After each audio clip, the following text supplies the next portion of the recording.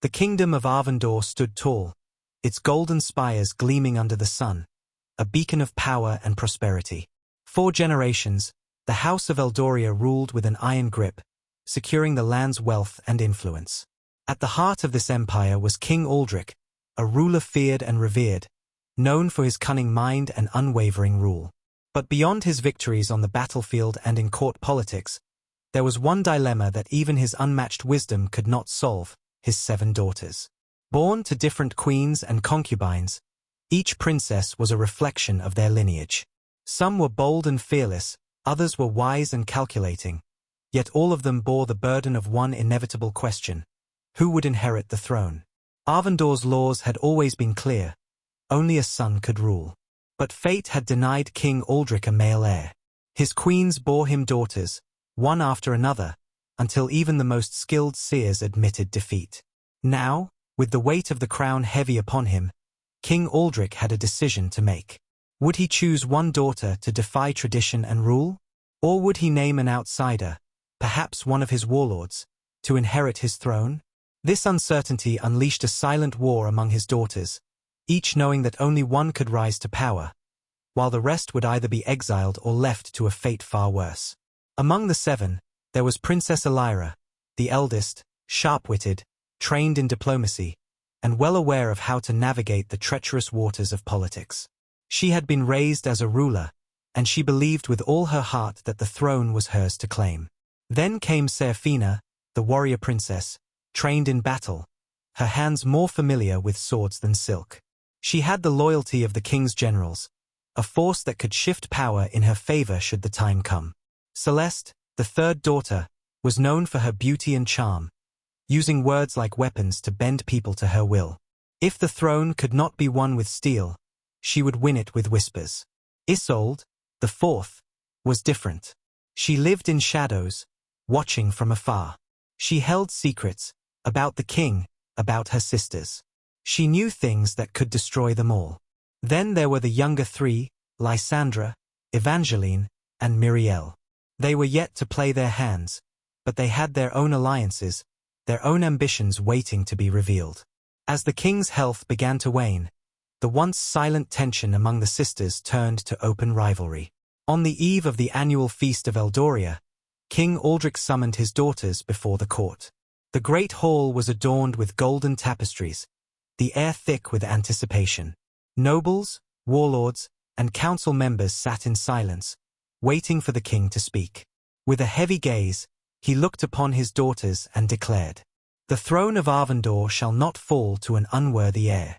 By the next full moon, only one among you shall stand as my successor." A murmur swept through the court. The daughters exchanged glances, some triumphant, others alarmed. "To prove your worth, you will face the trials of ascension. Strength, wit, and loyalty shall determine who among you is destined to rule." ****. The sisters knew what this meant. The trials were no simple tests of skill. They would be ruthless, designed to eliminate the weak, exposing betrayal, deception, and greed. Failure meant disgrace, or worse, death.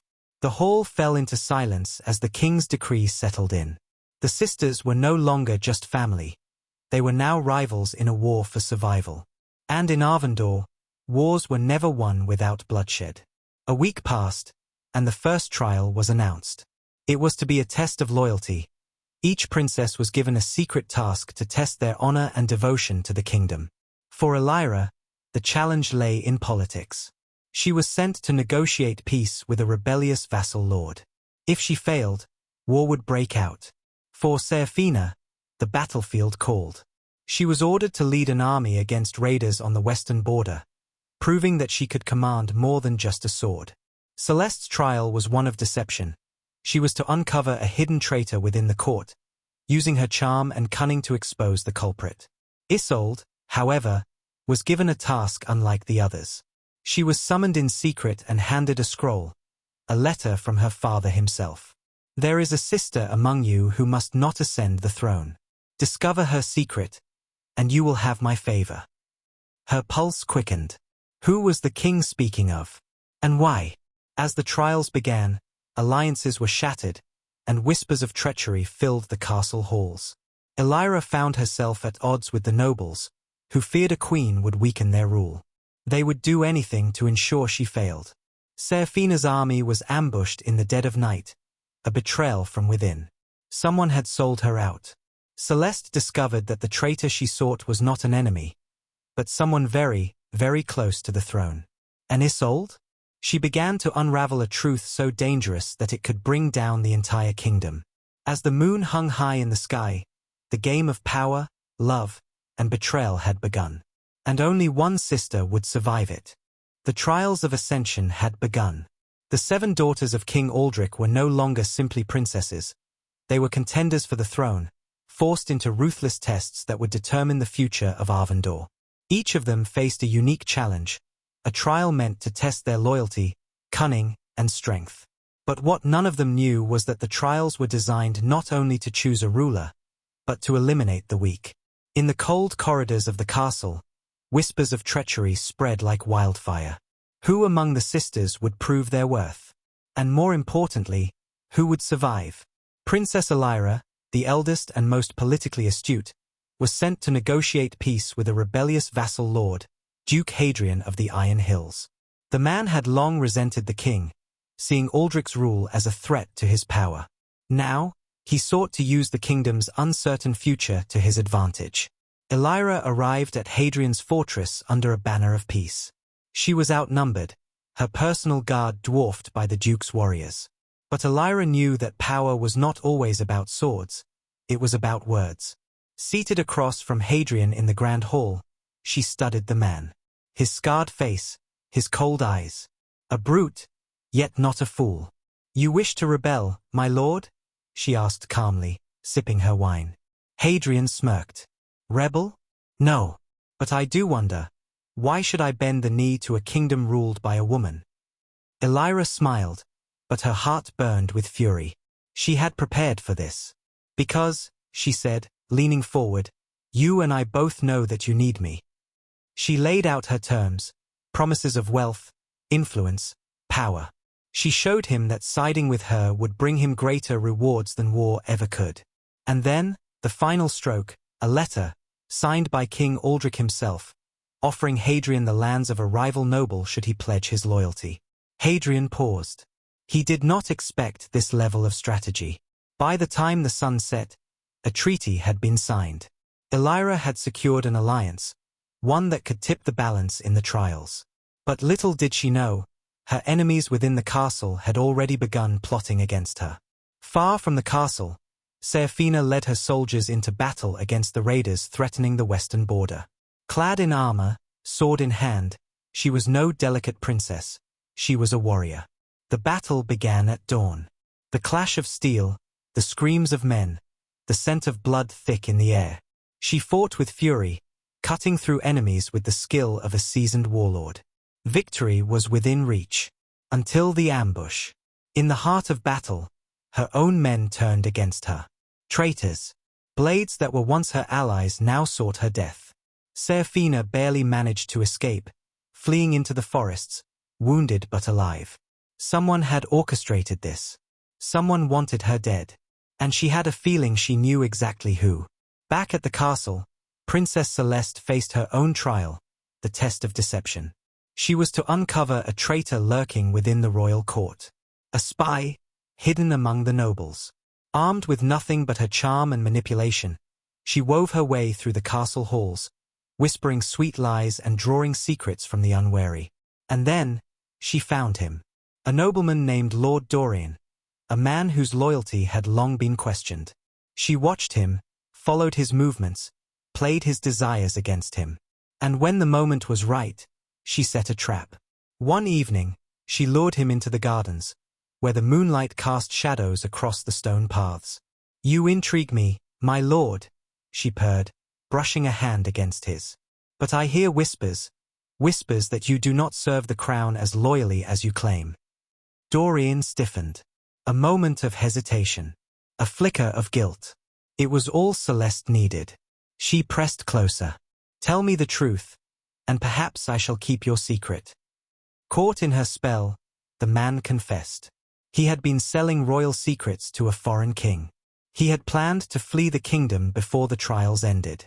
Celeste smiled, and with a simple flick of her wrist, a hidden dagger slid into his ribs. She whispered her final words as the life drained from his eyes. You were never meant to survive this trial. By dawn, the body was discovered, and Celeste was hailed as a hero for unmasking the traitor. But behind her sweet smile, she knew the truth. She had just eliminated one of her rival's strongest allies. While her sisters played their dangerous games, Isolde had been given a different task: to uncover a secret within the royal family itself. The king had given her a cryptic message. There is a sister among you who must not ascend the throne. Discover her secret, and you will have my favor. But who? And why?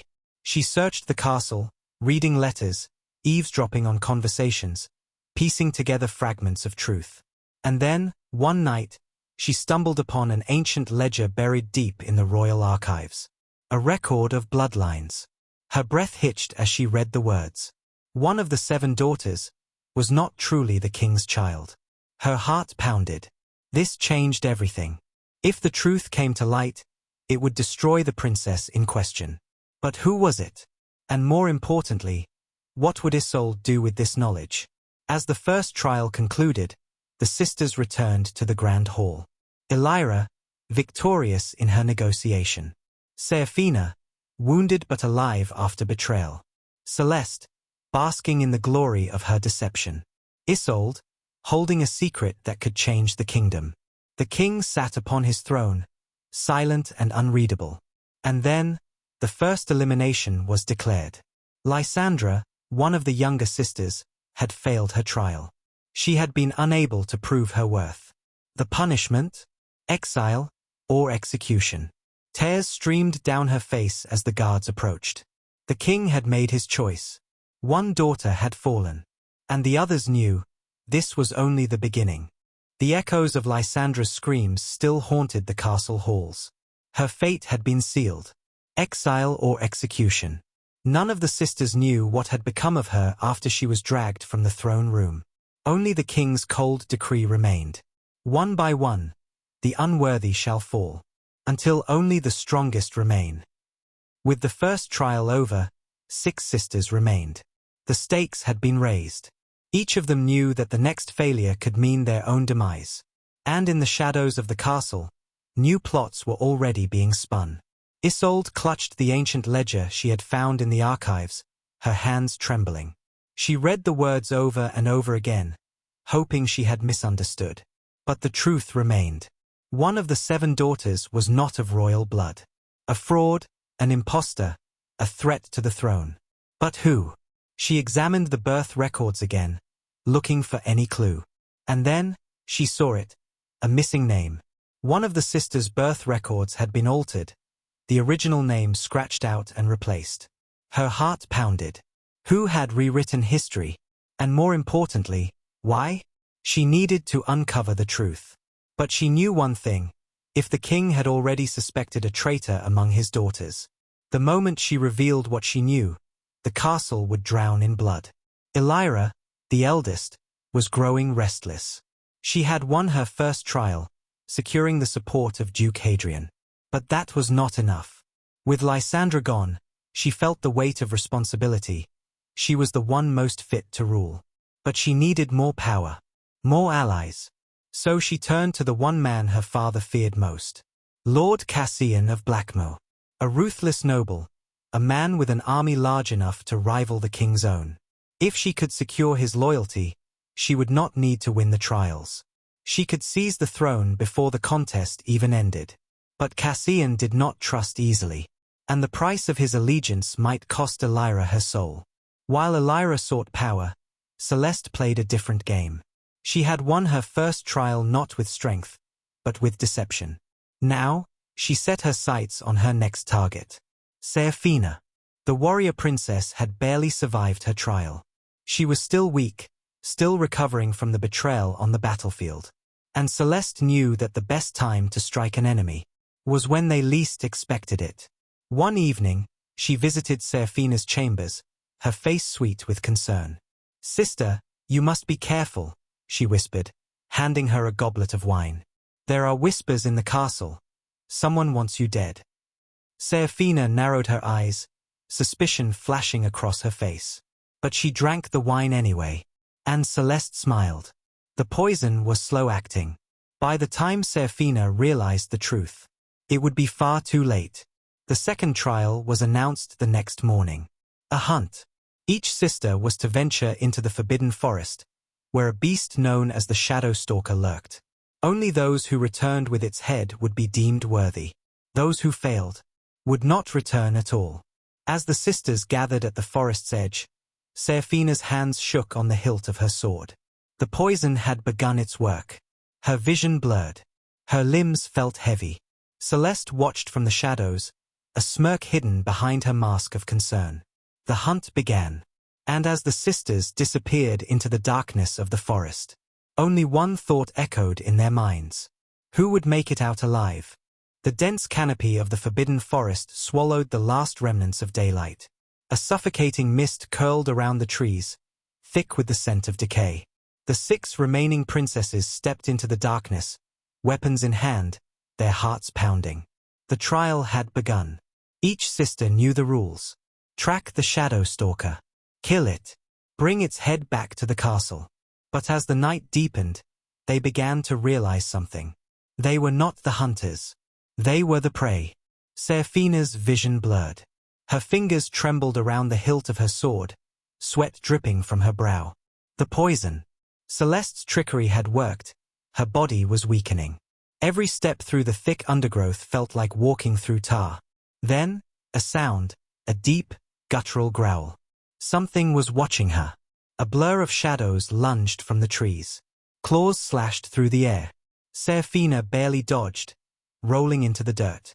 The Shadow Stalker had found her first. She forced herself to stand, raising her sword, her body screaming in protest. If she did not kill the beast now, she would never leave this forest alive. Far from Serafina, Elira had her own plan. She did not come to the forest to hunt the beast. She came to hunt her sisters. She had no intention of returning to the castle as just another competitor. No, she would return as the sole heir. With a silent hand signal, her hidden allies, mercenaries she had smuggled into the competition, moved through the shadows. One by one, they would eliminate the others. By dawn, Elira would be the last one standing. But she did not account for one thing. Isolde had been watching. While the others hunted, Isolde did not waste her time. She had been tracking something else entirely, the truth behind the missing birth record. And finally, deep within the ruins hidden in the heart of the forest, she found it. A single golden locket, buried beneath the roots of an ancient tree. Inside, a portrait of a baby girl, and a name etched on the back. The true heir of the throne. The sister who did not belong. Isolde's breath caught. If she revealed what she had found, it would change everything. But before she could think further, a voice spoke behind her. "You should not have come here." She turned, and Elira stood there, sword drawn. Celeste moved silently through the trees, smirking to herself. She had played her part perfectly. Serafina was as good as dead. The others were too busy fighting for their lives to notice her. And in the end, when the beast was slain, she would claim the victory for herself. But as she stepped forward, a snap, a trap. The ground beneath her vanished. Celeste plunged into darkness. She hit the bottom of the pit with a sickening crack. She groaned, looking up, and then she realized she was not alone. Eyes glowed in the darkness. The Shadow Stalker was waiting, and it was hungry. Elsewhere, Serafina gritted her teeth, pain lancing through her veins. She dodged another attack from the beast, barely staying on her feet. Her sword felt heavier by the second. Then, an opening. She lunged. The blade plunged into the creature's chest. The beast let out a final, ear-splitting shriek. Then fell still. Serafina collapsed beside it, breathing heavily. She had won, but she had no strength left to return. Darkness edged her vision. And as she lay beside the lifeless beast, she wondered, would she even make it back to the castle alive? The forbidden forest was silent. The shadow stalker lay dead, its monstrous form sprawled across the damp earth. Seraphina, barely conscious, clutched her blooded sword. She had won. But victory meant nothing if she could not return to the castle. And as her vision darkened, footsteps approached, not of a rescuer, but of an enemy. Celeste. She had crawled from the trap she had fallen into, her body bruised but her mind as sharp as ever. She saw Seraphina weakened, vulnerable. And she saw an opportunity. Celeste raised her dagger. One less sister to fight for the throne. But before she could strike, an arrow pierced her shoulder. She screamed, dropping the blade. From the shadows, Isolde stepped forward. This ends now. The surviving sisters, ***Seraphina, Isolde, Celeste, and Elira, ***, returned to the castle as the first rays of dawn broke through the sky. The once proud 7 daughters were now reduced to 4. Their bodies bore the marks of battle. Their hearts, the weight of betrayal. As they entered the throne room, the king awaited them, his expression unreadable. You have proven yourselves, he said, but only one of you shall rule. Silence filled the grand hall. And then, Isolde stepped forward. Before you declare the victor, father, I have uncovered the truth. She held up the golden locket she had found in the ruins. The king's face paled. The court whispered. And then Isolde spoke the words that would shake the kingdom to its core. One of us is not your daughter. Gasps filled the hall. The sisters exchanged panicked glances. Then Isolde's eyes locked onto Elira. Your name was never in the royal records, she said. You are not one of us. Elira's mask of confidence cracked. But before she could respond, the king laughed. A deep, rumbling sound that sent chills down their spines. I always knew, he admitted, but I let her believe she belonged.